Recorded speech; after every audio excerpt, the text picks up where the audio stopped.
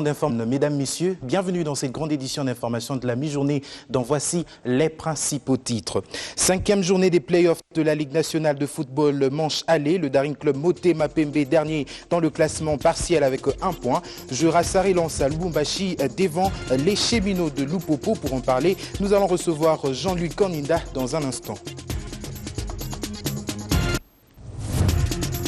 Le vice-gouverneur élu de la nouvelle province du Bas-Ouélé ne pourra pas exercer ses fonctions. François Barthélémy Mayonga est mort hier à l'hôpital de référence de Bouta des suites d'une maladie. Un peu de patience pour les abonnés de la Banque internationale pour l'Afrique au Congo. Ils pourront dès demain continuer à bénéficier de services de leur banque. C'est ce qui ressort des réunions tenues entre la nouvelle équipe dirigeante et le gouverneur de la Banque centrale du Congo, Diocrace Mutombo Mwananyembo.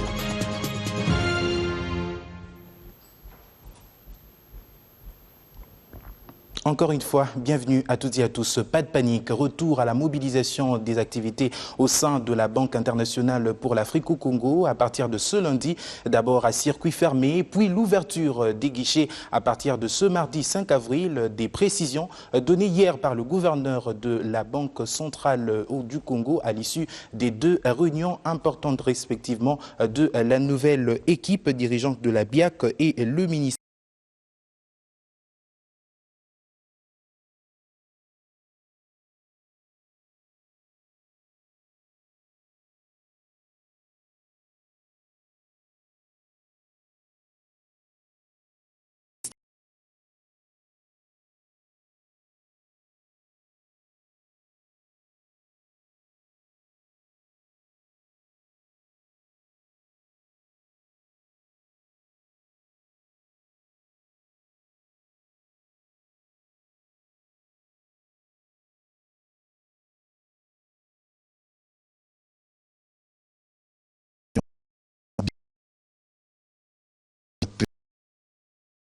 de la normalisation de son fonctionnement.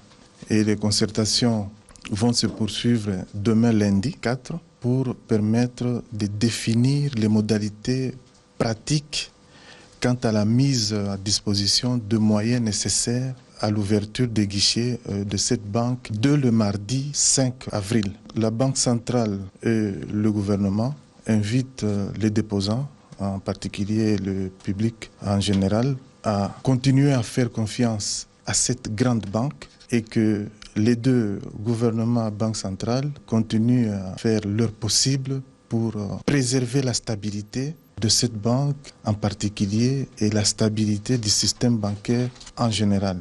La BIAC va travailler lundi à guichet fermé en attendant qu'on termine les travaux avec le gouvernement qui vont consister à voir dans quelle mesure nous allons accompagner cette banque par la mise à disposition de moyens pour ouvrir les guichets de manière régulière à partir de ce mardi 5 avril. Je voudrais par ailleurs inviter les entreprises publiques à ne pas délocaliser leur avoir de cette banque au profit de la concurrence, parce que cette initiative est suivie par d'autres entreprises du secteur privé et même par des particuliers, avec comme conséquence l'amplification des difficultés de trésorerie.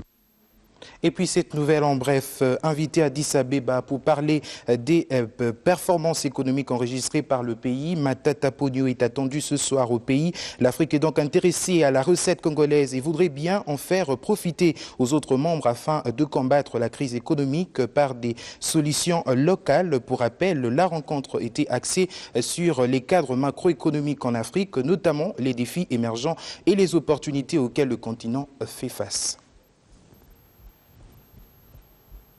L'actualité en dehors de nos frontières, le calme revient petit à petit à Brazza où la population reprend son train de vie après des tirs nourris entendus tôt ce matin à Mayanga, un quartier situé dans la partie sud de la capitale. Selon les informations à notre possession, ces tirs seraient dus à un affrontement entre les forces de l'ordre et la milice ninja, un mouvement proche de l'ancien ministre Bernard Kolela. Suivez des réactions sur place.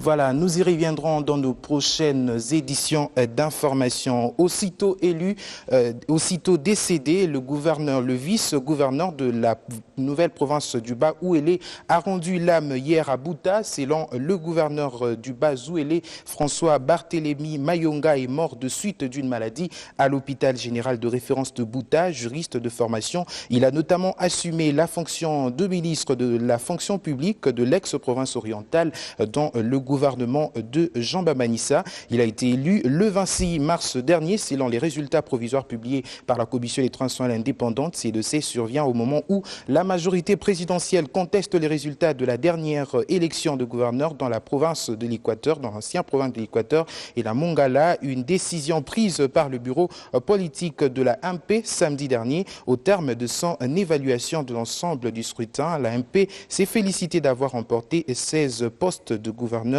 élus.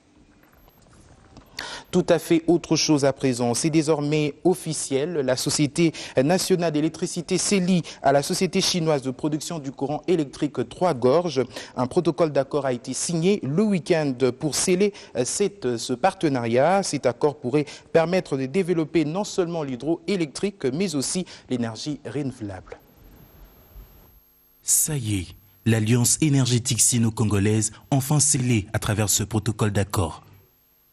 La Société nationale d'électricité est désormais liée à la Société d'électricité chinoise Trois Gorges. Une collaboration aux grands enjeux, à en croire le directeur général de la SNEL.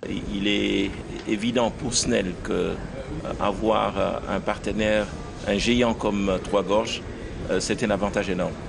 Dans un pays où nous devons arriver à transformer un potentiel de 100 gigawatts, 100 000 mégawatts, qui aujourd'hui n'est qu'à 2,4%, eh bien vous devez comprendre qu'il y a des enjeux très sérieux qui vont se jouer dès aujourd'hui et demain et dans le futur pour notre pays. Mais notre protocole d'accord ne s'intéresse pas uniquement à ces potentiels concentrés à Inga, mais également vise les 60% du potentiel qui est éparpillé à travers le pays. Ces géants mondiaux de production d'énergie électrique se dit prêt à accompagner la SNEL dans sa vision d'accroître le taux des desserts d'électricité en République démocratique du Congo. Je voudrais exprimer ma gratitude à la société SNEL. Pour l'instant, la société Trois Gorges a été le leader dans le groupement chinois et nous sommes en train de préparer pour des appels d'offres.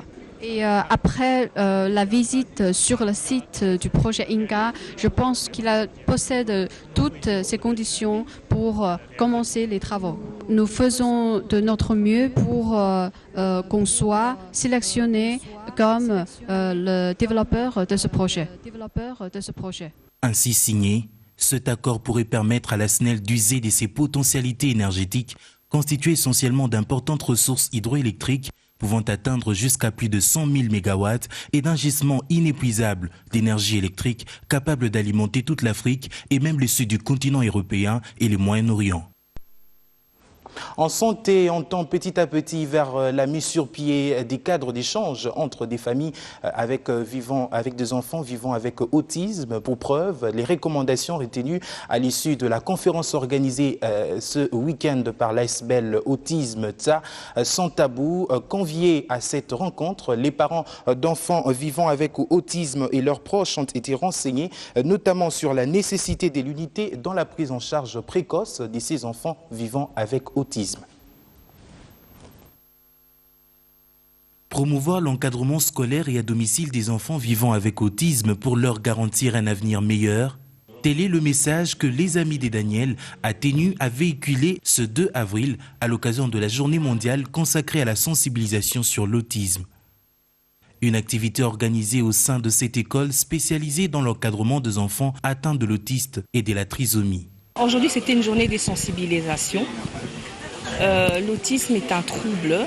Cette journée, parce qu'on a remarqué ici, au Congo, que ce n'est pas vraiment connu. Il y a beaucoup de ces cas, mais ils sont un peu coincés, ils sont un peu cachés. Et nous sensibilisons cette journée pour sortir. Occasion de rappeler la nécessité d'une prise en charge voulue précoce. La prise en charge de ces enfants commence d'abord par la prise de conscience des parents qui doivent savoir que c'est un enfant comme tout autre enfant Et nonobstant le problème qu'il présente, nonobstant l'handicap qu'il présente, il faudra d'abord le faire sortir et aller trouver les spécialistes. Les spécialistes ici, nous allons parler, si c'est un enfant, n'est-ce pas, il va aller chez le pédiatre et le pédiatre va l'orienter chez le psychologue. C'est très très difficile d'accepter les crises de colère parfois.